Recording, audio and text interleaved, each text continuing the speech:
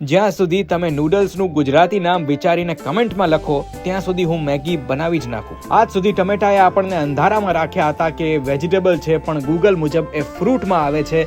તો આ વાતનો બદલો લેવા થઈ શકે એટલા નાના ટુકડા કરી નાખવા. એટલું જ નહીં, એની સાથે મરચાના પણ નાના નાના ટુકડા કરીને મિક્સ કરવા, ભલે એની બળી રહે. ત્યારબાદ એક પેન લઈ અને મેગીના સહારે હોબીમાં કુકિંગ લખનારની કુકિંગ એબિલિટી જેટલું તેલ નાખવું, ટૂંકમાં કહું તો થોડું. ત્યારબાદ દરેક જગ્યાએ સલાહ આપતા લોકોની યાદમાં થોડી રાઈ ઉમેરવી અને ત્યાર પછી દગાખોર ટમેટાને મરચા સાથે તેલમાં નાખી દેવા. ટોપઅપ સજા માટે મેગીનો મસાલો પણ આખો ટમેટા ઉપર ખાલી કરી દેવો, એટલે ખબર પડે એને. બહુ ઉકળતું જોઈ અને દયા આવી જાય તો એક ગ્લાસ પાણી પણ નાખી દેવું.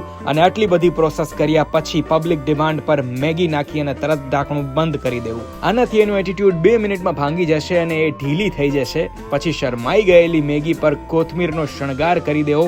ઓલમોસ્ટ તૈયાર છે આપણા નૂડલ્સ. પણ મેગી લવર્સ બનવા માટે 3 માંથી કોઈ એક ક્વોલિટી તમારામાં હોવી જરૂરી છે, ગરીબ, સિંગલ કે પહાડી. પણ મને વિચાર આવ્યો કે